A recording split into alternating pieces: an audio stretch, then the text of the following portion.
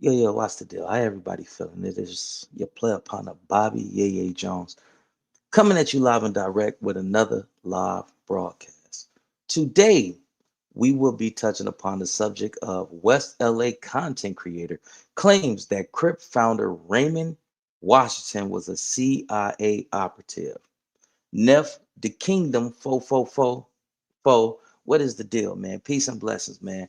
Before we get into the content, and address the nonsense. Let's give all praise and all due acknowledgement and respect to the Most High God. No matter what you're dealing with, no matter what you're going through in your personal life, you got to have a You got to have a foundation. You got to have some type of core beliefs that gives you the strength to carry on. You know what I mean? They say we walk by faith and not by sight. You know what I mean? Sometimes you got to believe it in order to achieve it. You know what I'm talking about? Yeah, man, most definitely a wild topic, man. We go, hey, listen, man, we got to get into this, man. Content creators is creating content just to stay relevant in the content world, and they don't care about the accuracy of the information that they're introducing to the internet, and that's crazy. You know what I mean? Then the dude tell me, oh, shut your woody woo woo wop wop and all this up. You the one said that three B's from DLB 109th Street got no, I ain't say he got poked up. And I was very vocal and verbal in saying that I don't believe it was a removal. That's a poke up. It was just a DP.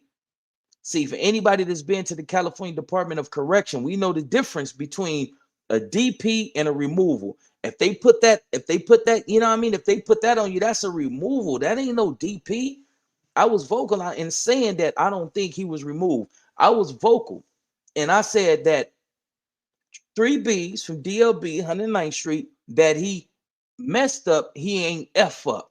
So if I'm saying that he messed up, mess ups in the California Department of Correction and even in life, those can be rectified simply. They can be simply rectified. But when you F up, oh man, it takes a lot more politic and it takes a lot more energy. It takes a lot more to correct what you have done when you effed up. So, the brother putting false narratives out there. Reg Dog, what's the dinner there, man? Much love and respect. Frank White, MH, this isn't too far fetched. LA was used. Hold on. Frank White. Okay, let me take my time and read this. This isn't too. Let me just highlight it so we can read it together. Can we have a read along? Hey man, listen. I used to read on a collegiate level in like junior high school, elementary going into junior high school. Was a dude named Kevin Shallowhorn there. And I was such a superb reader that he wanted to match my energy. So it became like a reading competition. Like he was my reading adversary. Every time I read, because I used to be a fast reader. Whoa. My pronunciation was next level. So I pronunciate, enunciate, read fast, pop, pop, pop, pop, pop, pop. So when the teacher wanted to, breeze through whatever topic we was on, she'd say, Bobby, can you read? Yes, ma'am, Miss Jackson, I will read. And I get through it. So here come this dude named Kevin Shallowhorn. Shout out to Kevin Shallowhorn. Somebody told me the brother lost his life. I hope that ain't true, man. That was my player partner. So here comes Kevin Shallowhorn. He comes in. He said, I want to read. I can read. Like, yeah, everybody look at him like, you new dude. Everybody look at him. What the wrong with this dude? I know how to read. I want to read. This is what he shouted in class as I'm reading. Man, that was highly disrespectful, brother. So I'm looking at this dude like, man, what's wrong with this nigga? He ain't the only one in here to know how to read and all this. We was in special ed. I ain't ashamed to say that. I was in special education because they said that I just couldn't get right. I kept fighting. I was fighting because I feel like I ain't have love. I ain't have understanding. I didn't have no proper guidance. Nobody really took the time out to really understand me. So, but anyways, you know what I mean?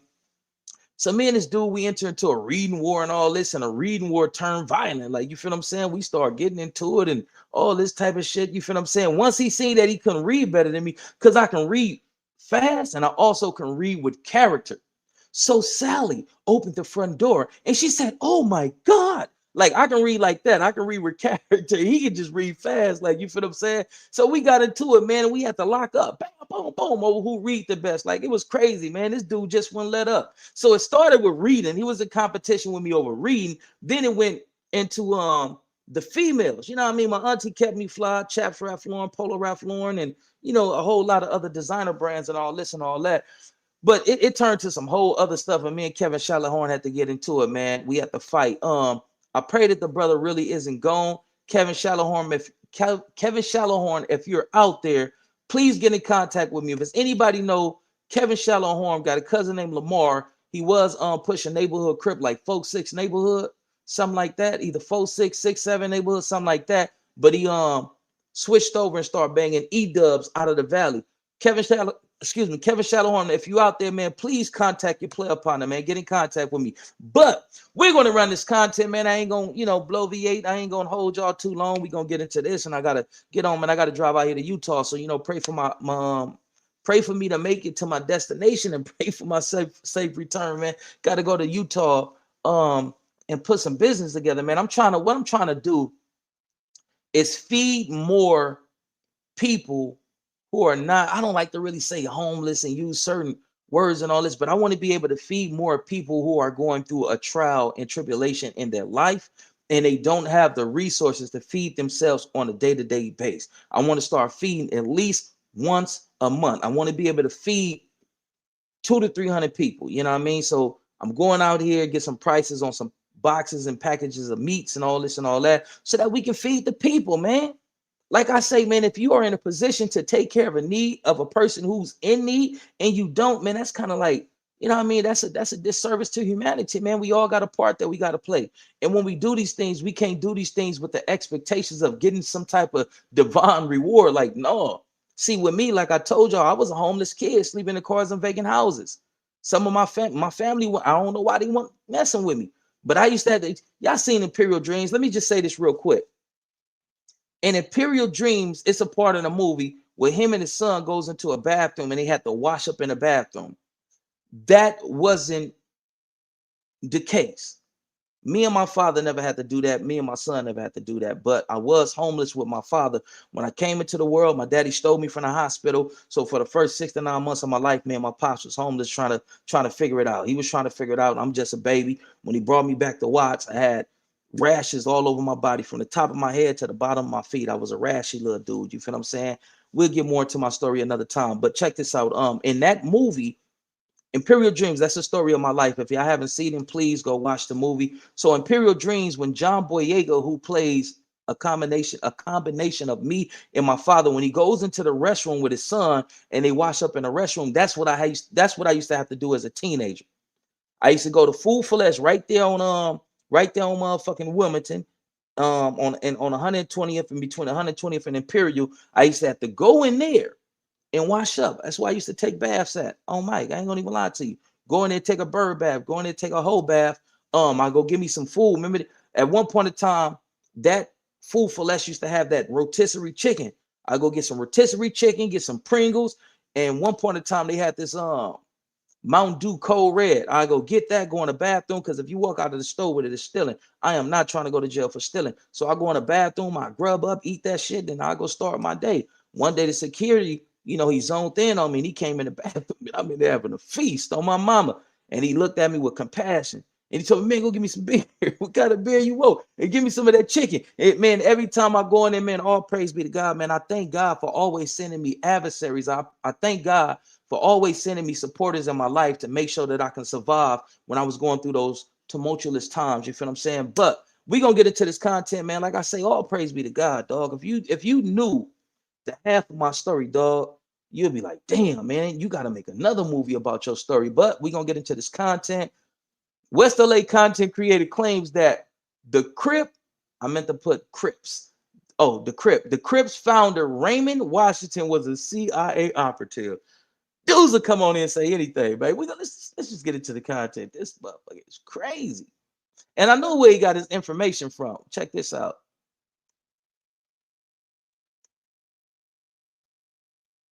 Hold on. This dude is crazy. Hold on, man. Let me click this right here.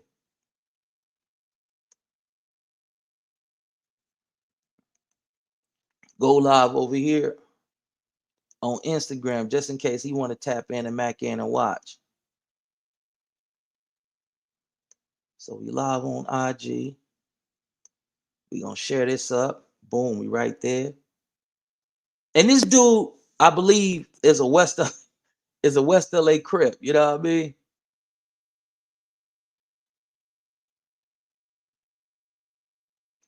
Let's go with this one first. All right, now I'm about to fuck y'all up with this one. Watch This is this. another video about the founder of the Crips. Did you know that George Washington, the first president of the United States, and Raymond Washington Was first cousins. Did y'all know that George Washington and Raymond Lee Washington was first cousins? Did y'all know this? Did y'all know George Washington and Raymond Washington was first cousins, man? I'm just saying, man, like motherfuckers, individuals. I'm trying to work on my cursing. I'm trying to minimize the curse words that I use in my day-to-day conversation. I try to keep it to 5 cuss words. You know what I mean? Hey, nah, man, I'm just catting off at this point, man, because this dude is making some outlandish accusations, man. So I'm just catting off saying that they was first cousins. We know they weren't first cousins. You feel them? Nah, they really weren't first cousins, man. Hold on, let's just get back into the content, man. Let me stop catting off. I'm catting off because I feel like this dude, like, come on, bro. Like, listen to what he say. the founder of the Crips have a lot of the same personality traits. So the first trait was they both were founding fathers, just of two completely different worlds. George Washington, he was the founder of the United States. He built a new nation, and then he unified colonies, created a leadership structure. Raymond Washington, the founder of the Crips, he unified neighborhoods, created a street nation, and built a leadership structure. One was the leader of a country, the other was the leader of a citywide movement. Now that's just on a different scale, but it's the same archetype. Another thing is both of them became symbols that was bigger than the man. Because most people don't know Raymond Washington, they just know the Crips. And most people didn't know George Washington personally, they just knew the mythology around. Also, both of them created structures that lasted generations. George Washington's blueprint for America lasted 250 plus years. Raymond Washington's blueprint for the Crips lasted 50 plus years. Now that's two different worlds, but the same impact pattern. Both of them were replaced by a face that got more spotlight. George Washington had Abraham Lincoln overshadow him in pop culture, and Raymond Washington had Tookie overshadow him in pop culture. Now another thing, both of them came from very young leadership energy. George Washington, he became a leader in his early 20s. And Raymond Washington became a leader and he's 16. Both of them was hella young to lead large groups of people. Most humans don't pull no shit off like that. Another thing is both of them were involved in movements born from conflict. George Washington, it was the Revolutionary War. For Raymond Washington, it was the Civil Rights Movement. Both movements were born from social chaos, leadership collapse, community anger, and an identity crisis. But yeah, bottom line is George was the father of America and Raymond was the father of LA gang culture. That's two Washingtons birthed in two different nations, one official and one unofficial. So yeah, Raymond Washington was pretty much the hood version of George Washington. It's the same story structure, but just a different world. All right, This now I'm about to dude's fuck y'all up crazy, with man. this one. And this another. Yeah, no, but do y'all hear this? Like, you feel what I'm saying? Like, what y'all think about this? Like, he's saying that shout out to Raymond Lee Washington. God bless your soul. God bless your legacy. God bless your memory. I'm sending an abundance of prayer out to your daughter, Ray. God bless you, Queen. May God continue to bless all your positive and productive endeavors, and God give you prosperity in any and everything it is that you do that's positive, Queen. God bless you. God bless you. God bless you and your family. Yeah, my partner Reg Dog said he swear he was cooking too. Man, that's crazy, man. Raymond Lee Washington, the creator of the Crips, he was never the godfather of gangs in LA. There was gangs before the Crips. You had the Gladiators, you had the Businessmen, you had the Slausons, you had the Sons of Watts, you had the Orientals coming out of Watts, you had the Chain Gang in, I believe, in Inglewood. You had the Pyrus that probably coexisted and co-started around the same time as the Crips. You had the Anthony Park Boys. You had hoods. You had gangs, and you had the Spook Hunters. You even had white gangs, the Spook Hunters. They came out of Linwood, parts of Compton, and Southgate, and they came across, depending on what part of South Central you at, they came across Long Beach Boulevard, and they tripped on the dudes down there in the lower bottoms. They came across Alameda, and they tripped on the dudes that's in Watts in the upper part of South Central. What is this dude talking about? Raymond Washington is the godfather of gangs in LA, but there's gangs that predates Raymond Washington in LA. So how is he the godfather of gangs? the godfathers of Crips, you can say that. But there was gangs that existed and lost the avenues. There's a rumor that Raymond Washington wanted to be a part of the avenues. They rejected his application of sorts. They didn't allow him access into their gang. So he went and he started the Crips. What are you talking about, you imbecile?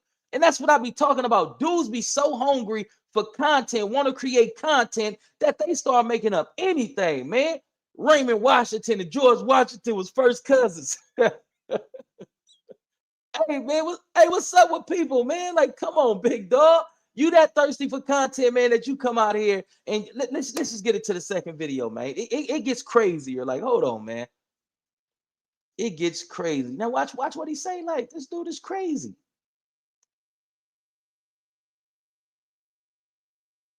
All right, I'm about to make a lot of my fellow Crips feel some type of way with this one, because this one, you got to be careful when people come in like that. That's like 3Bs from DLB, 109th Street. Man, I ain't starring none. I ain't. Yes, you will. That's like when a person open up a conversation, say, hey, man, I don't mean no disrespect. They about to say some disrespectful SHIT. You can bet your bottom dollar on that. Hey, man, say, man, I don't mean no harm. They mean harm. I'm just saying, they just trying to soften the blow. Hey, man, I ain't trying to start nothing. He about to start something. Hey, man, I don't mean no harm. He means harm. Now, I don't mean no disrespect, young blood. He means the ultimate disrespect, young blood. Brace yourself.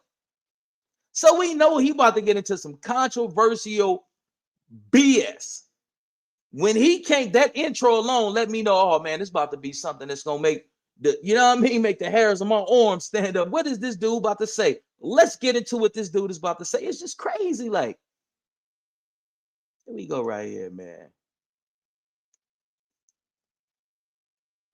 one right here pissed me off my damn self, to the point where I really didn't want to believe this shit. But I can't let my emotions override my intelligence, so shit, it is what it is. So anyways, I believe that it's a big possibility that the founder of the Crips, Raymond Washington, was either a CIA agent or was used by the CIA. And the reason I started thinking about this, right? Because if Raymond was the one that really started the Crips, why is it that Tookie gets so much more recognition than Raymond? To the point where, can we get into that? To anybody that knows about this Crip movement, can we get into that? Y'all want to get into that? Why Tookie name had become, you know, the face of Crip. Raymond Washington was taken off the streets for a period of time, and his campaign was in them jail cells. His campaign was in DVI Tracy, going against the BGF, going against a lot of inmate that was trying to crush Crippin. Tookie was out here politicking on a whole different level. Tookie began to journey to the east side and try to convert certain dudes to thinking and feeling the way he do on the east side. Tookie came to Imperial Courts housing projects and was thugging in the projects. Man, shit, it's a lot of stories that I can come on here and talk about in regards to Tookie cripping on the east side, specifically the Imperial Courts housing projects. There's stories out there about Tookie cripping in the Imperial Courts housing projects when he slapped Reggie White Sr.'s father. And the community responded the way that they respond. I may give you that story at another time. I did an interview with the big homie Chucky Lewis, because it was a rumor that Tookie got knocked out in Imperial Courts housing projects. It was always a rumor, but we got to the bottom of it. We know why certain things happen. We know what happened to lead up to Tookie having a fight with a particular individual and so on and so forth. Tookie went on a cold campaign. Tookie was big on the west side because he was a big dude. He pressed the line, you know what I mean? He was a handsome brother. The women liked him, so he had a cold movement already going on the west side. Tookie ventured out to Compton. He was chilling with the Compton Crips, and he worked at Bob Simmons' boys' home. So now he's a popular face on the west side. He's a popular face in Compton because he's working with the youth. He's connecting with the Compton Crips, and then he come to Watts by way of Gary McGowan. He come to Watts.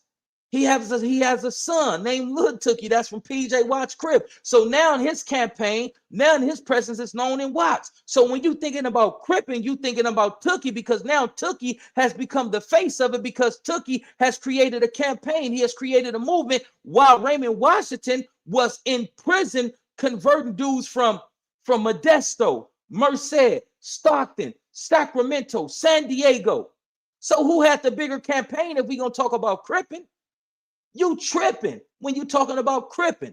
You misinformed. You really don't know what you're talking about, Heedy. And if you a Crip, it's semi-sacrilegious to come on here and make the accusations that you're making. So basically, you're saying that the founder of Crips was a CIA operative. So basically, if he was co-opted and he was compromised, that means all our Cripping is co-opted and compromised, right? If an organization was started by a snitch, that means that whole organization, I don't care how real the participants, how real the members is, homie, the organization is compromised because it was started by a dishonorable person. And I'm not saying that about Raymond Lee Washington. That's not what I'm saying. But if we go off this J Cat's narrative, and Raymond was working for the United States government as a CIA operative, what that make us? Let's get back into the content, man.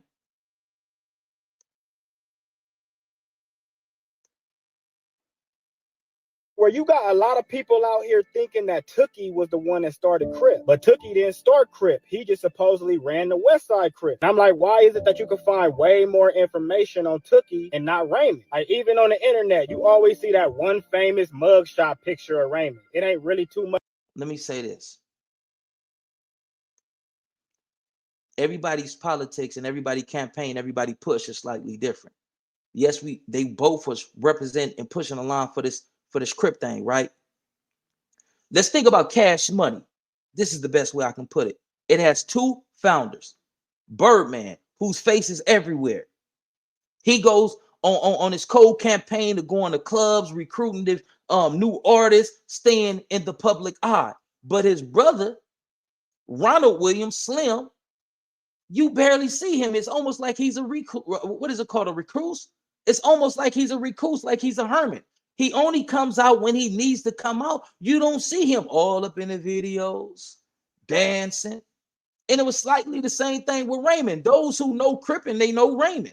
Those who know the history, they know Raymond. Those who know what they need to know, they know Raymond. So what is you talking about? Even as a kid, I was familiar with Raymond Washington. I have never grew up thinking that Tookie was the person who started Crips. No, Crips was started by a dude from off the east side named Raymond Washington. What's up with your Cripping? Yo, I mean, you was indoctrinated, or you was embraced by this Cripping, or you entered into this Cripping, and you ain't never got the full teachings of the history. So that says a lot about your Cripping, my G. Because even as a young buck, I heard of Raymond Washington. And I used to get Raymond Washington confused with one of my big homies named Warren Washington, who was one of the founders of PJs. And then me chopping game with one of the big homies and say, no, man, Raymond Washington is this person, and Warren Washington is this person, so on and so forth. So how connected is you to your set, your G homies, and all this and all that, to where you're coming on here and you're circulating BS. But let's get back into the content. What's wrong with these niggas? That's two cuss words already. Much other pictures of that nigga. So I'm like, how is the founder of one of the biggest street organizations in history basically invisible? Like, how can you find more pictures of random 70s gangbangers, Black Panthers, LAPD officers, and even community people, but not the person that changed LA forever? Now, another red flag to me was the era that Raymond was unalived in. Like, this was the era that motherfuckers yelled at they hood before they cracked them. Meaning the mind frame of niggas back then. That wasn't no, bro. What are you talking about? Raymond was assassinated, unalive, whatever. I believe in 1979. Please, somebody correct me if I'm wrong. I believe it was 1979. Yeah, there were certain dudes that'll pull up and say, guess who? Paru. Bang, bang, bang, bang, bang. Yeah, there were certain situations that was like that, but not everybody was pulling up, shouting out their hood, getting cracking. No, bro. What is you talking about? Now going into the 80s, oh man, a dude will pull up and say, six show Crip neighborhood and bluka blocka blocka blocka. A-Trade gangsters, bluka blocka, PJ, all this. Yes, that man, that was more prevalent in the 1980s. What dudes wanted you to know that we did this to your homies. And even that had a cold twist to it because dudes would come do something and yell out the wrong hood. In the 1980s, some dudes from another projects went and put in work on another projects and yelled out another project. They yelled out PJs. So these dudes went over there, got cracking on them dudes, yelled out PJs. Them dudes came back and took their retaliatory actions out on a non-affiliate inside the Imperial Courts housing projects. So that was used as a tool to confuse the enemy. So you're partially right. But in the 70s, it wasn't that prevalent like it was in the 1980s, big dog. You got to learn your history, my dude. Let's get back into the content. Everybody wanted credit for what they did. Gang reputation was everything. So killing a founder like a motherfucking badge of honor. Nobody said it. Nobody claimed it. Shit, nobody even hinted at it. Not even that. Nobody even took credit for that shit decades later. Like, come on, that ain't street behavior right there. That's agency behavior. Then another thing I thought about, I'm like, how the fuck did this nigga Raymond get everybody to get on the same page with him? And if that shit was that fucking easy to do, why haven't another fucking 16-year-old created some shit as big as the fucking Crips? It should be big-ass organizations like the Crips and Bloods popping up all the fucking time if that was like some shit that was regular. So then I thought about it. I'm like, if this was court and I can use circumstantial evidence to get a conviction, I would get a conviction with no fucking problem. So the first thing would be motive. Why would the CIA put Raymond in the neighborhood to start the Crip? In the 50s, 60s, and 70s, you had the Black Panthers rising, Black unity rising, Black political power rising. You would want to kill the idea of unified Black youth forever. So how would you do that? You would have to find a way to replace political unity with violent unity. Also replace discipline with chaos. You're going to want to replace leadership with gangs and manipulate Black youth to go from a constructive mindset to a destructive mindset.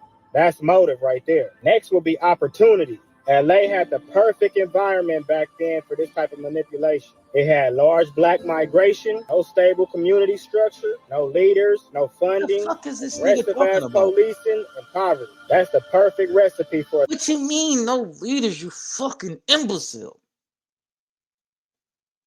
Bro, they had gangs.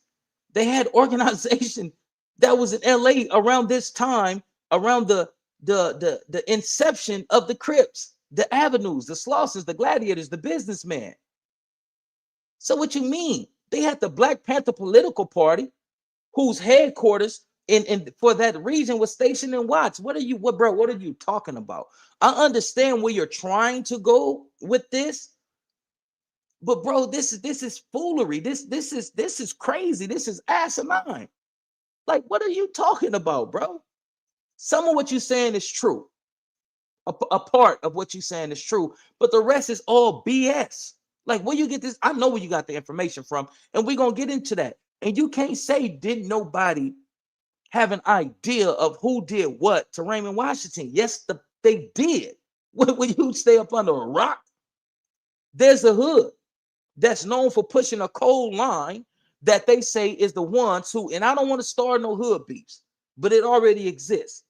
There's a West Side hood that they were crediting or that they were blaming for the unaliving of Raymond Washington. If anybody know, you could put it in the chat. I'm not going to speak on it. There was a Crip hood off the West Side that they was trying to say was the ones who did that to Raymond. And then they say, no, it wasn't them. It was the bishops, and we think it was the bishop because of blase, this, that, and third. Bro, where you getting this misinformation from? Like, this dude, like, what's up with?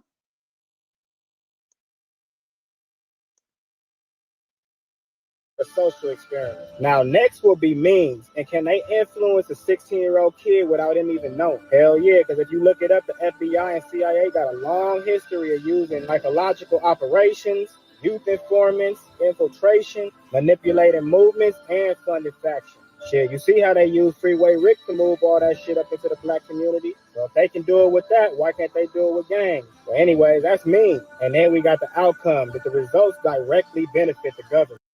Yes, because the Panthers got destroyed, no new political group ever rose up, gangs replaced activism, black men turned on each other, the police budget skyrocketed, neighborhoods got destabilized, and generational trauma deepened. The government got exactly the outcome they wanted. Then, like I said, Raymond's life pattern is too clean to ignore. You got barely any childhood photos, no interview, no real public documentation, barely any witnesses. He got shot under unknown circumstances.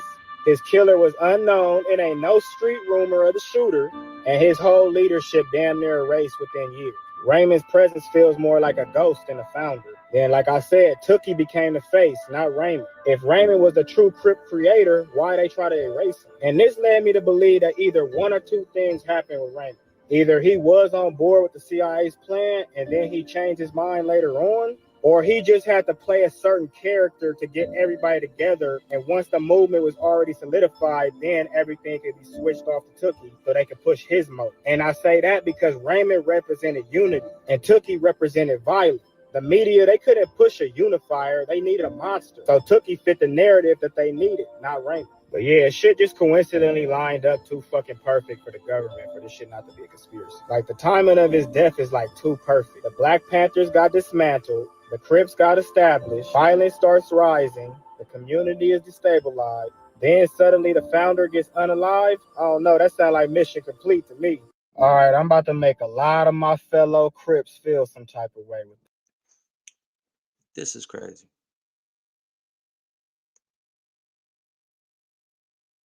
I want to know. This guy, man, woo, that was a lot. Raymond Washington history ain't no mystery. D-Lo from Bunny Hunter Watts. Hold on. D-Lo from Bunny Hunter Watts says they put that on the Hoovers, that a large reason they stopped pushing Crip. So what the is he? What is this dude talking about? Man, Raymond Washington got took off the streets, so that put an end to his street campaign, his street politicking. So who else would be befitting of the position of a leader, of leading the Crips? Tookie. Tookie was working with the youth. Tookie was in Compton. Tookie was on the west side. Tookie was on the east side. Tookie was shooting out there to Banning. Tookie was moving around. Raymond Washington was, I don't want to say turning out, so I'll say converting. Raymond Washington was converting and initiating dudes from other cities throughout California. Tookie was local with what he was doing outside of going to Banning. Tookie was local, regional with what he was doing. When Raymond Washington went to DVI, he began to get dudes from Stockton, Merced, Modesto, Sacramento. The Bay said, no, we ain't having that in the Bay. And the reason why the Bay pushed like that, because the BGF wanted to be the individuals who control Crips. The BGF wanted Crips to basically fall in line with them. The Crips said, no, cuz we Cripping. We ain't part of the family, man. We Crips. And this is what it is. And then they start getting into it. The police, the government seen the potential of what the Crips was on. So you know what they did? They created friction in between the Sureño and the Crips. They start opening up Crip doors while the Sureños is going to program, and Crips start getting hit by the Sureños. The Crips ain't launching a war on the Sureños, but the Sureños, with who they're aligned with, took on the task of becoming people who targeted and tried to victimize Crips. So we got to be more mindful of the information that we bring to the internet if we don't really know what was going on. Why do you think the white boys really start pushing a line on the Crips? The Crips was becoming too powerful. See, the BGF had a disagreement with the Crips. They wasn't really feeling it. But it was some BGF members that was in a hole that was loving what the Crips was about. And they say, man, if y'all can just have a constitution, If y'all can take the stance of being pro-black and about the people, nothing to be able to stop y'all. Y'all to be bigger than the Panthers. That's why and I won't go too in depth about this because I'm not up under certain, you understand what I'm saying, right? I'm not a part of certain fraternities, if you dig what I'm saying. But there is a group of people who wear blue whose constitution was created, and it almost is a carbon copy of the constitution of another black group. If you know what I'm talking about, you know what I'm talking about. It was some real dudes in the back that seen what was going on. Like, man, if y'all can just incorporate this, read this book, practice this, participate in this, man, y'all will be unstoppable. But at that time, homie, it was so much coming against the Crips because they didn't want them to be the next Black Panthers, the next political movement. Was there interference from law enforcement? Yes, it was. Because they just like, all right, check this out. Check game, man. It was a brother named Ricky Silas from out of Watts. I believe he was from Watts. Ricky Silas was unalived by the Los Angeles Police Department or the Los Angeles County Sheriff. So we just say law enforcement. Ricky Silas was unalived by law enforcement. Law enforcement tried to say, we didn't do it. The Bloods did it. But they had eyewitnesses that seen law enforcement do what they did to Ricky Silas. The police did that to him and tried to say it wasn't us, it was the Bloods. No, it was y'all. Now that's the situation that they got caught for. What about the situation when certain things transpired and somebody got clapped on? Whoa, whoa, whoa, whoa, whoa, whoa. And they said that it was the opposing force. We all know, if you have studied war, conflict, if you have studied the United States government and a slew of other things, right? You know, one of the first things that the United States government does when they're creating conflict or when they're trying to destabilize a country, they take out the communication. They create subterfuge and propaganda to stop individuals from communicating. They stop the communication, wipe out the communication. They shoot this way, shoot at them, shoot this way, shoot at them, get out the middle and let them shoot at each other. You have to know what's really going on before you come on here and make these crazy accusations and allegations and ultimately call the founder of the Crips a CIA operative. That's to those who don't have comprehension, they're going to take it as if you're saying that he was a police and he was a SNITCH. So we got to be mindful. What is an operative? By the government's definition, what is an operative? Let's get into what an operative is. Then we're going to do this next video and I'm going to get up out of here. In a government context, an operative is either an intelligent agent who performs secret work or worker who performs specific or often skilled labor. So basically, you're saying he was contracted by the government to come into our community, put down cripping, and like, come on, big dog, like, what are we really talking about? But I know where he got his misinformation from. This is where I believe that misinformed brother got his misinformation from. Let's check this out right here. If you can, please support the channel, support the platform, and like and subscribe. It'll help the channel a lot. If you don't, it's all good. It's all gravy, baby. It's cool. But look, let's go right here, man. Let me share this with you.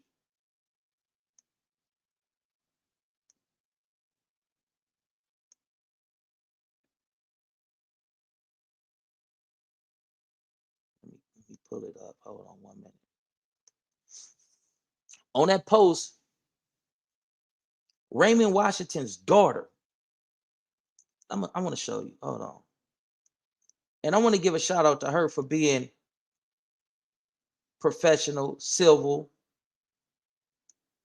and respectful and correcting his brother.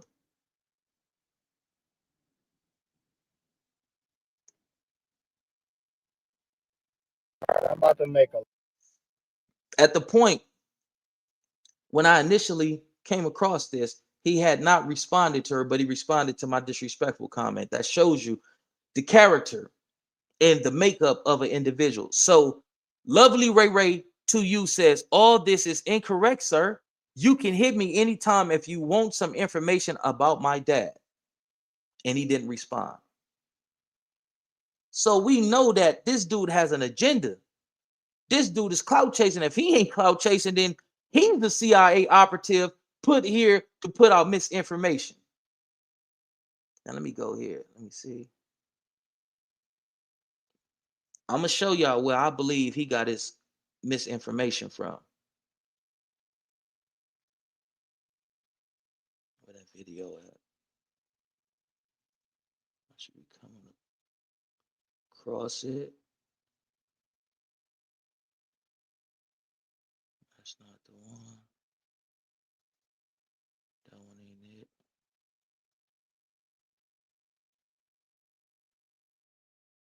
Boom, I got it. This is where he got it. I believe he got his information from, man. This guy right here. Let's check this out. Let's get into this, man. Say, man, hey, man, it's getting real in the field. Boom. Rayful Edmond. Rayford, the CIA took him out. They took him out because he knew too much. Of course, that's what they always do. They took him out, and so Tookie Williams got the death penalty based on a lie. He didn't murder anyone at a 7-Eleven. Tookie Williams was a threat, so he got the electric chair. And Raymond Washington was killed by the CIA through games called the Pyros during the late 1970s. So the Pyros, now the term Pyro is actually the name of a demon in Finnish demonology. When I say Finnish or demonology through the history of Finland demonology. So the term Pyro means smart aleck. And so the Bloods and Crips are the offsprings of the CIA, okay? South Central has been ravaged, Chicago, New York, all because of this demonic government who wants to depopulate a people. Rayful Edmond. Rayford, the CIA took him out. They took him out because he knew too much. Of course, that's what they always do. They took him out, and so Tookie Williams got the death penalty based on a lie. He didn't murder anyone at a 7-Eleven. Tookie Williams was a threat, so he got the electric chair. And Raymond Washington was killed by the CIA through games called the Pyros during the late 1970s. So the Pyros, now the term Pyro is actually the name of a demon in Finnish demonology. When I say Finnish or demonology through the history of Finland demonology. So the term Pyro means smart aleck.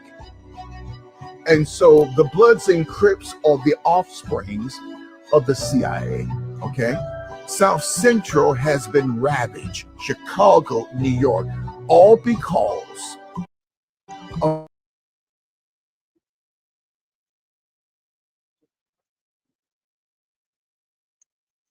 Thoughts, comments, and opinions on that. It's a reason why the United States government or agencies who are employed by the United States government put crack cocaine in Los Angeles. Yes, the United States government has meddled in the affairs of Black people by utilizing gangs to a degree. Even now, even going back to the 1970s when they had the ghetto informant program, and I told y'all about that. That was real. They took the concept of the ghetto informant program, reworked it, renamed it, and represented it to Blacks under intervention and prevention, peace initiatives under public safety. There's a certain amount of money allocated for public safety a year for every city, every town throughout America. You need to look it up. See where's the money for public safety is going to in your community, your neighborhood, and your city. So you can get a better understanding of what's going on. I served as an elected official on the Watts Neighborhood Council. So there's a certain level of experience that I have in politics. So when I come on here, I'm not talking as a novice. I'm not talking as an inexperienced individual who just want to come on here and just talk. No, I'm talking from experience. I'm talking from a point of being in these meetings with these politicians, as these politicians are making 5-year plans, 10-year plans for your future and the future of your children. And I have always been very vocal, very opinionated, and standing up and saying, wait, no. How about we get individuals from the community that you're saying that you're servicing? I'm here as a representative from this community, so on and so forth. And this isn't what we see in the community. What I see is XYZ to the ABC. What I, from my experience, what I believe we need in these impoverished communities is this, that, and third. So I was an elected official who was politicking and trying to bring change, much needed change, into these communities that we from. So I'm not just on here popping. I'm not just on here bloviating like certain people. But the brother said some things, man, and it really didn't sit right with me. Especially from my studies, my research, and the conversations that I have had with a whole lot of brothers.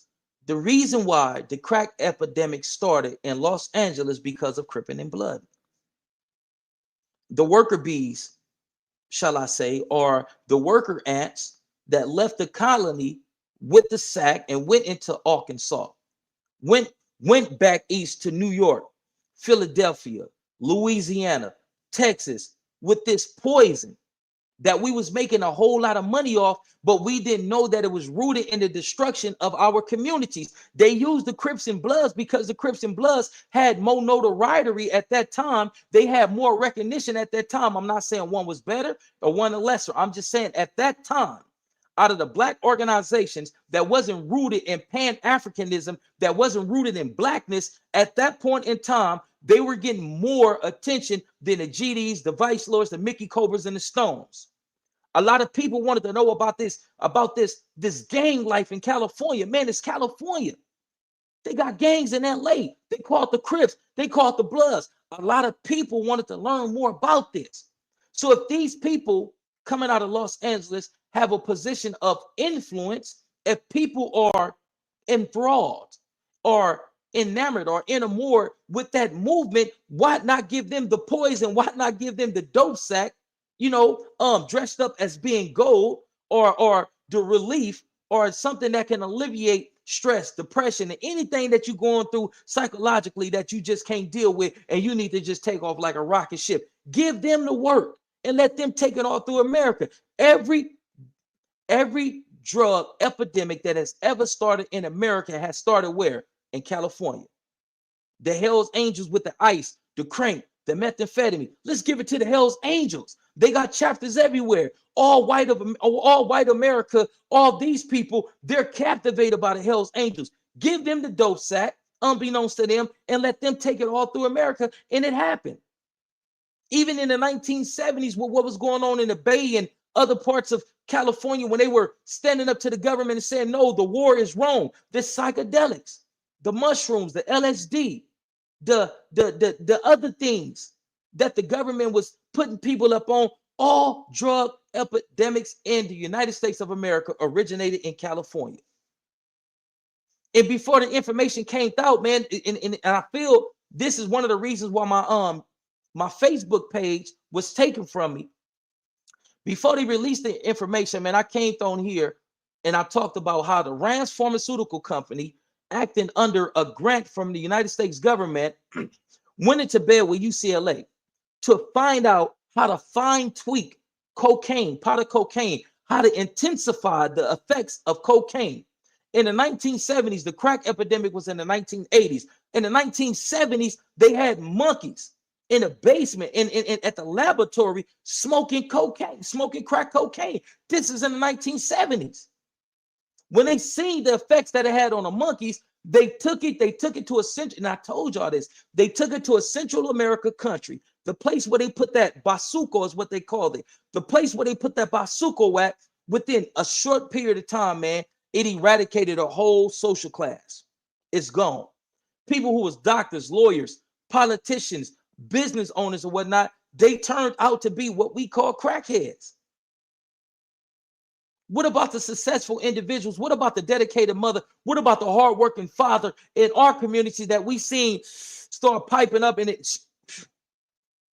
everything deflated? He don't work no more. He don't support his kids no more. He don't even go home no more. He rather chill in the streets with other people who are on that same substance that he's on. Don't even take care of his hygiene no more. Don't care how he look. Now the mother may join and experiment with it as well, and she is on that path of destruction. So now the grandmama or the auntie got to raise the babies because the parents is out there on that glass DICK. They gone. We call them crackheads, baseheads. That was by design. That was strategic. My thing is, man, we are so misinformed and miseducated that we all have a responsibility. We all should do our due diligence when we come on here and we put out any type of information, fact check it. If the man's daughter said, if you want to know anything about my father, you can contact me and I'll tell you whatever you need to know about my father. But did he accept that invitation? No, because he's it don't even matter, man. Let me see if I can pull this up. Anything that I say, man, please research it.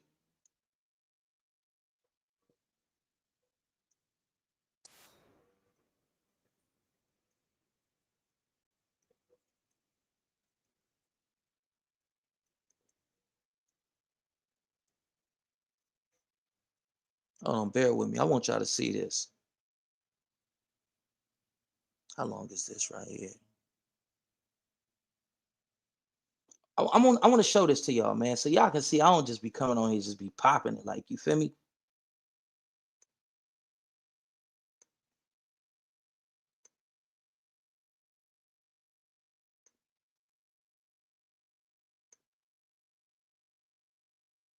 This is 1 minute. Y'all can chill for 1 minute.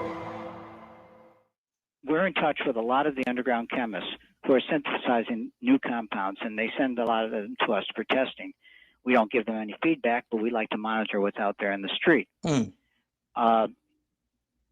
by the way, our lab was the one who discovered the crack epidemic, and we discovered crack 13 years before the word was even introduced into the lexicon. We had monkeys smoking crack cocaine in the basement labs at UCLA 13 years before the word was invented, because we knew it was coming, and we wanted to make sure that we understood everything. We're working on the next ones already. Drugs that are out there now on the street that are not illegal, that people are looking at. And again, you're at UCLA? Yes. Yeah. Just to let listeners know, where you're speaking from. What I want y'all to do is research this guy. I believe his name is Ronald Siegel. This professor, Ronald Siegel. We can research him together. I believe it's Ronald Siegel. UCLA Professor Ronald Siegel.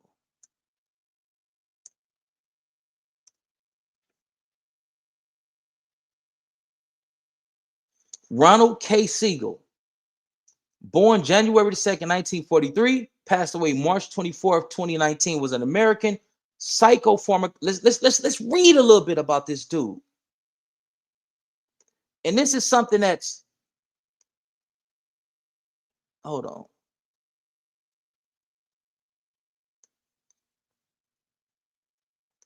This is something that hits close to home for me. I have no shame in coming on here saying it. My mama was a crackhead. It's the truth. My mama smoked crack with me from the time my daddy ejaculated to the time she pushed me out. There was copious amounts. There was large amounts of crack cocaine in my system. I was born addicted to crack cocaine, homie. This directly affect me, what the government did to our community. My daddy stole me from the hospital so DCFS wouldn't come take me and put me into their corrupt and effed up system. I'm affected by this personally. This personally affected me. My mama chose to be in the streets chasing drugs and DICK than being a mother who's home taking care of her parental responsibilities. My grandmama and my auntie raised me. I'm directly affected by this. So this hit close to home.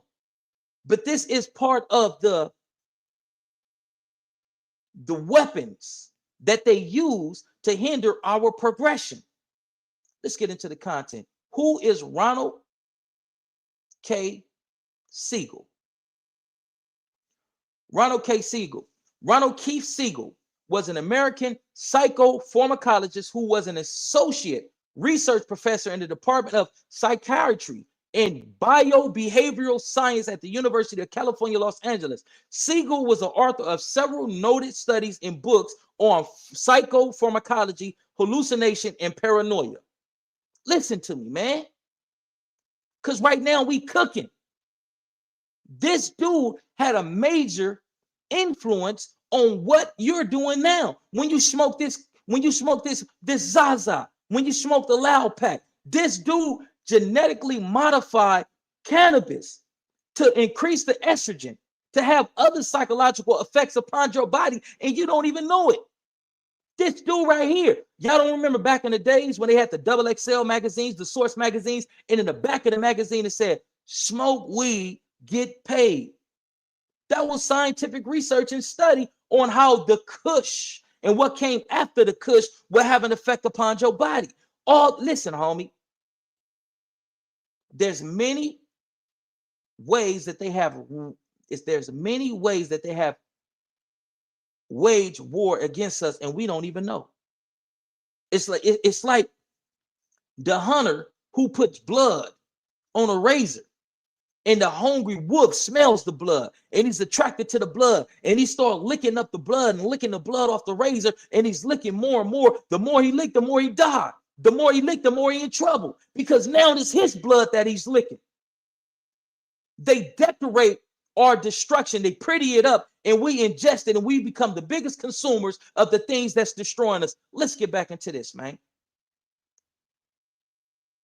A native of Herkimer, New York, he received his BA in sociology from Brandeis University and his PhD in psychology from Delahousie University. He was affiliated with the Albert Einstein College of Medicine at Yeshiva University before joining research faculty in UCLA in 1972, where he remained until his retirement in 2008. Throughout his career, he was a consultant to, come on, man. Listen to your partner, Bobby Ye, man. I'm not here to create confusion and conflict. I'm not here to create propaganda. I'm not here to circulate lies. I'm here to give you the truth. Even if you don't like me as an individual, cool. But don't let your opinion of the messenger prevent you from getting the message. Get the message. I'm telling you what happened. I'm telling you who was behind it. And now I'm reading it to you. I'm giving you physical proof. Do your own research. Let's get back into it, man. Before joining the research faculty of UCLA in 1972, where he remained until his retirement in 2008. Throughout his career, he was a consultant to several government commissions on drug use. His research focused on the effects of drugs on human behavior, including numerous clinical studies in which human volunteers, sometimes referred to by Siegel as psychonauts, took drugs such as ketamine, LSD, marijuana, mescaline, psilocybins, and THC. Y'all didn't hear that last part, right? To all my weed smokers, that's blowing is good, but this good is having a psychological effect on you, a physiological effect upon you. And it's nothing really good that comes from it right now. And it gives you an escape. It gives you a certain level of relaxation. But those who are vibrating on a high frequency, you can't smoke weed because it makes you paranoid. Because you're already empathic. You can already feel and sense the energy of a whole lot of people and a whole lot of different things and situations and all that. You're the type of person that can step into a room, read the room without knowing anybody in the room. Now, when you blow that weed, You done went from vibrating on a 5.6, a 5.5 to now you're vibrating on a frequency of 8.5.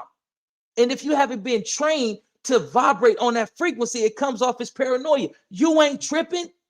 You're just in a state of hyper alert. You're hyper vigilant. You're taking in too much energy. You're taking in too much information for the mind to process because they haven't been trained to do so. That ain't paranoia.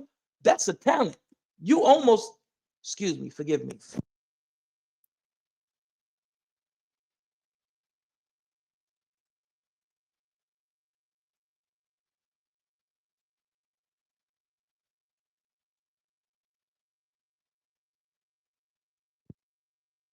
My bad. I apologize. Let's get back to this, and then we're gonna bring this to a cessation. We're gonna bring it to a conclusion.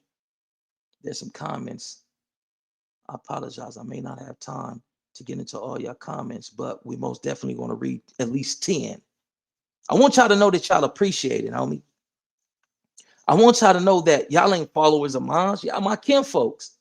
How can we come together and create solutions to the problems that has been plaguing our community? Nothing too crazy. Nothing that'll put you all under the watchful eye of the FBI and other government agencies like I am.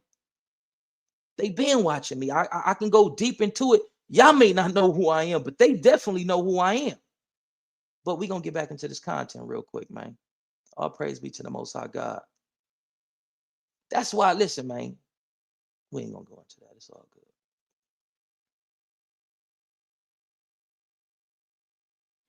In 2005, Siegel was an expert witness for the defense in Robert Blake's unaliving trial, testifying on the long-term effects of methamphetamine and cocaine use.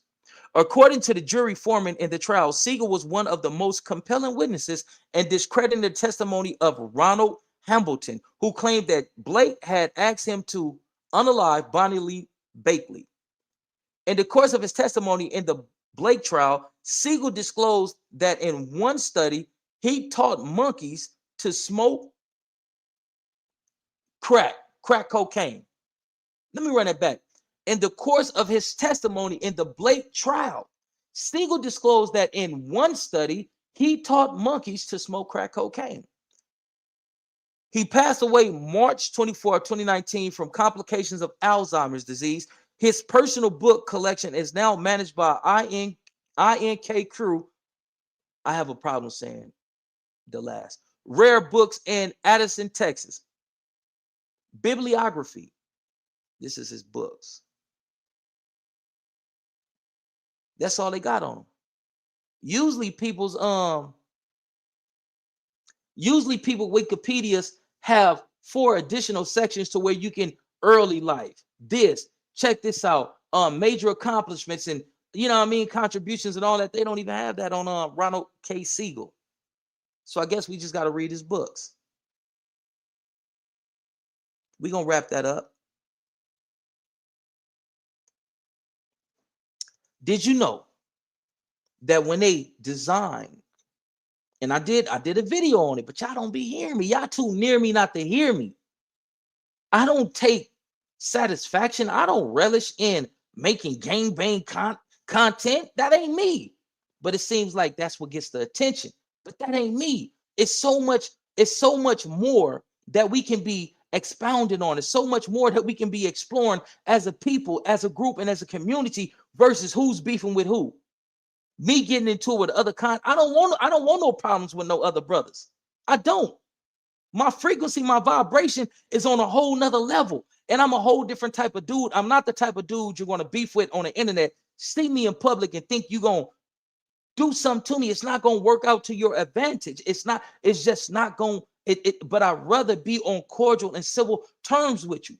But when dudes come on the internet and they're trying to instigate and incite gang wars, I'm going to hold you accountable. I'm a black man. I'm affected by these gang wars that goes on in my backyard. So if I can lend anything to the situation to prevent a gang war, I'm going to do it. Even if I gotta call out the other tribe for being agent provocateurs, instigating nonsense. If that's what I got to do, then that just is what it is. Because as black men, we got to stop seeing things go astray or things go, you know, bad in our community, and we just sit back and just say, well, shit, I ain't in the projects or I ain't over there. Like, no, nigga, that's some sucker shit. Y'all don't feel black. Y'all don't think black. Your vibration ain't black. Like, we ain't. Let me calm down. Cool. On the reels. Let's get into this. I'm gonna come right here. We may do a little bit more than 10.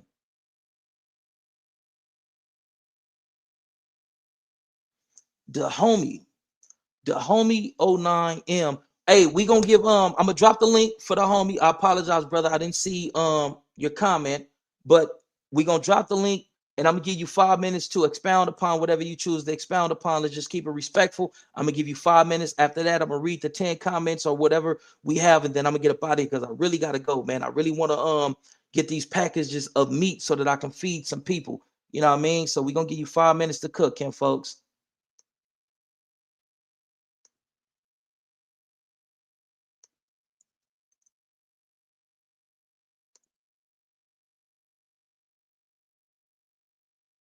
They got the link right there, my brother.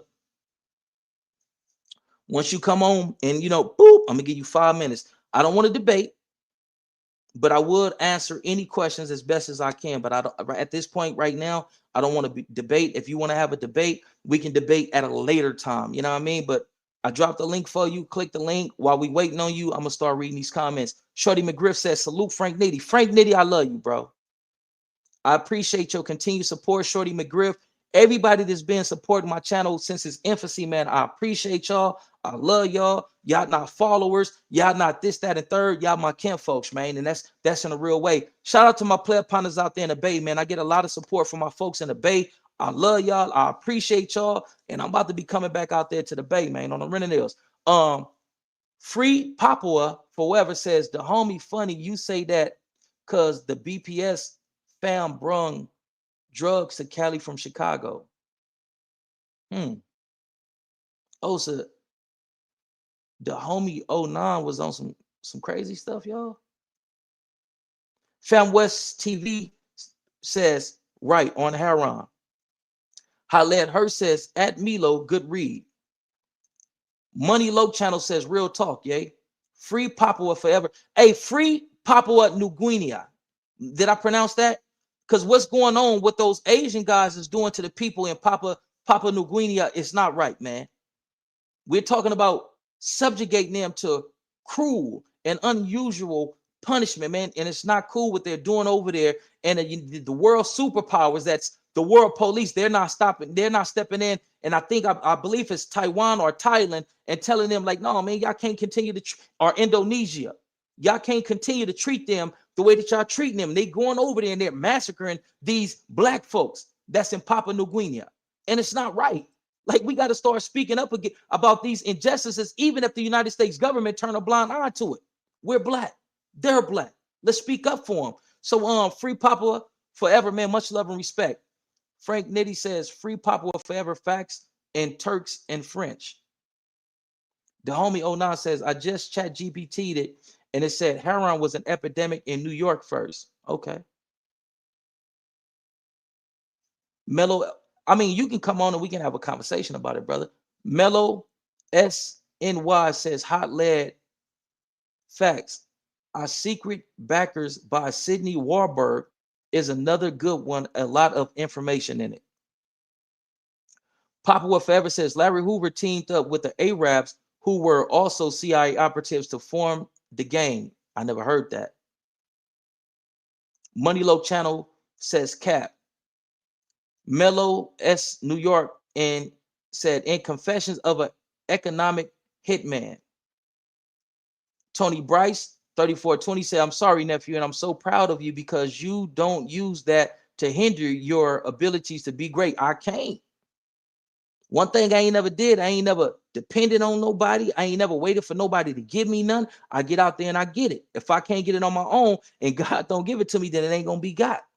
I don't use my challenges in my past of not having a mother and not having a perfect example of a father being there for me. I don't use that shit as an excuse, man. I'm gonna go out there and I'm gonna get it until I appreciate that and I love you. And thank you for always being there for me on the real. What's understood need not be explained, but I thank you and I love you for reals. K-Dub323 says, keep dropping gems, bro. You the most intelligent, well-spoken, authentic voices we got coming from the east side, the whole LA for real. Man, I appreciate that, King. Much love and respect. God bless you and your family. Hot Lead Hurst says, pawns in the game, the hidden hand. I got to check that book out. Free Papa Will Forever says, Gangsters Disciples. West 9196 says, I'm not against believing the CIA had involvement in anything bad with the black community. Look what they did in the 60s and 70s. The C's and B's helped them do their job, ridding of blacks. I agree with you. We was duped, we effed up. But I'm not going to come on here and say that Raymond Washington was first cousins with George Washington. Now let me stop catting off. I'm not going to come on here and say that Raymond Washington was a CIA operative. I'm not going to say that. Free Papa Will Forever says the head of the CIA at the time was Hoover, J. Edgar Hoover. Nah, was he? Nah. That J. Edgar Hoover was the head, and he was I believe Melungeon. Do anybody know about the Melungeon people? The Melungeon people was the East Coast, the Eastern Seaboard version of what the mulattoes or the Creole people was in the South. So you got the mulattoes, mixed blacks. You got the Melungeons, mixed black, and then you got the Creole, mixed blacks. Then you had the Red Bones, mixed blacks. All of them was mixed with different European groups. Some was mixed with Dutch, some was mixed with French, some was mixed with English, so on and so forth. But J. Edgar Hoover was part black. Elvis Presley was part black. These guys were Melungeon. J. Edgar Hoover was the head of the FBI who feared the return of a black messiah. So he created programs to hinder the progression of blacks. J. Edgar Hoover, I believe he constructed what would be later called the ghetto informant program to surveil individuals in the community that had the appearance of a black messiah or a Malcolm X or the next Martin Luther King, so on and so forth. The homie 09 says, Bobby, can I come on with you? This is brother Rockhu Futu. You offer me anything past to come on. I dropped the link, Kim, folks. No disrespect to the Hoovers, but they're banging in the name of J. Edgar Hoover. No, that's not true. That's not true, Kim, folks. That's not true. If the Hoovers are banging in the name of anybody, they will be banging in the name of the president back in the days whose name was Hoover. Hold on.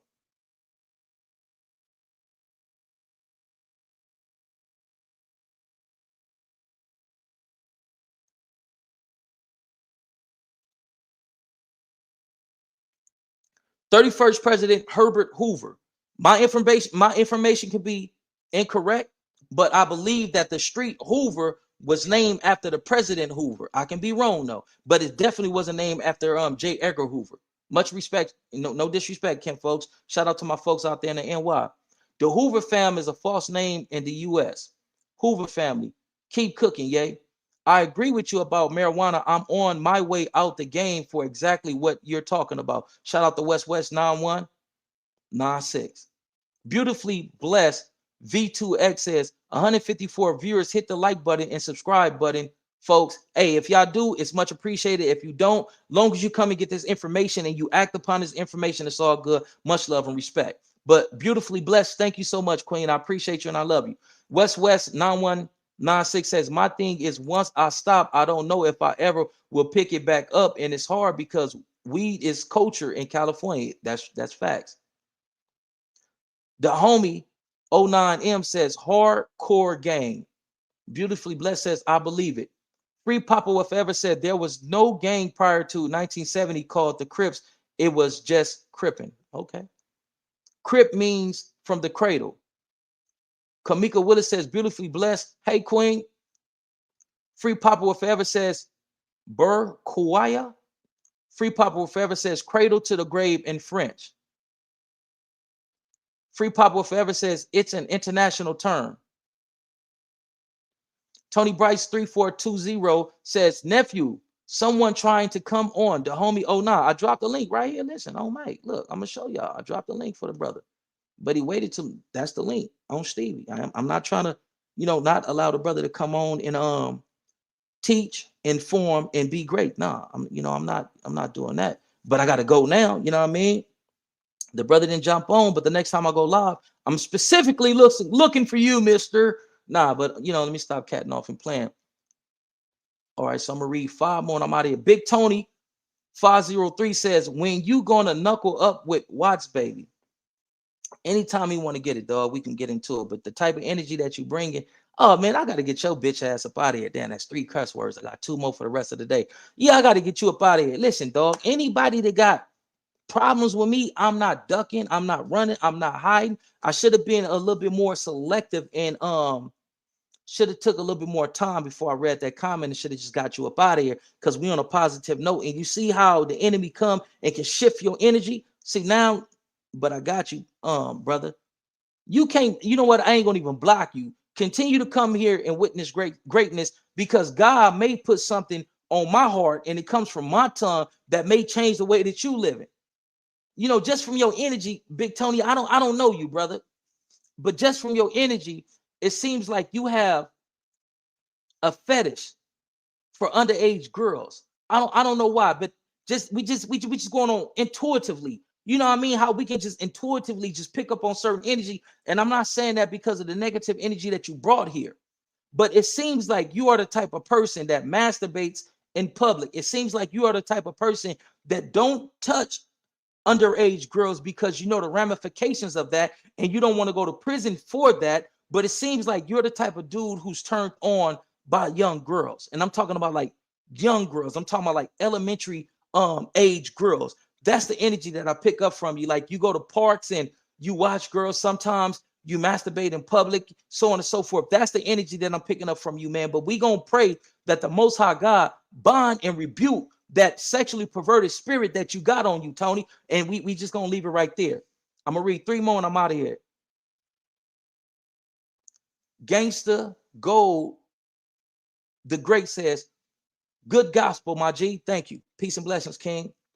Do 3716 say, what up, bro? What's the dinner there? What's popping, kid, folks? Man, peace and blessings to you and your family on the reels. Merch that TV 2825 says, he said, hey, you was talking your SHIT about moms and pops. I think he said, I went through similar things. I felt that, but now they both 16 years clean. All praise be to the Most High God, man, on the renegades. God is able. Long as we are willing, God is able. Long as we are willing, then God is able. My mom's, we don't have much communication. You know what I mean? My mama never liked me from when I was in a room for reasons that I talk about in my autobiography and in the next biopic and all this and all that. But my mom's don't rock with me. Like, you feel what I'm saying? Her hatred and animosity for my father prohibited her, didn't allow her to be a mother to me. And that's cool. Like, you feel what I'm saying? I'm not out here looking for love and all this and that. But I thank God for delivering your mother and father. My pops just got off from doing 20 years in prison, man. We have an amazing relationship. We talk every day. You feel what I'm saying, man? We laugh, we joke, we cry together. We get on here, we do research. Man, I thank God for my pops. You feel what I'm saying? God bless my mom, but I thank God for my pops and his deliverance. If we are willing, then God is able. Beautifully Blessed says, yes, everything about me is black. I love my people. Your content make me feel proud to be black. And that's what I do that for. This right here, that's what I do that for. That's what I do this for. To inspire our women, to inspire our people to think, feel, and move in a fashion that's conducive to the growth of blacks. My mission on YouTube, Haiti, listen to me, is to unify the black community, is unify black men so we can resurrect the black community. So that's what I'm on here for. I'm not on here to be, beefing and tripping with other dudes, but you ain't gonna treat me like I'm a sucker.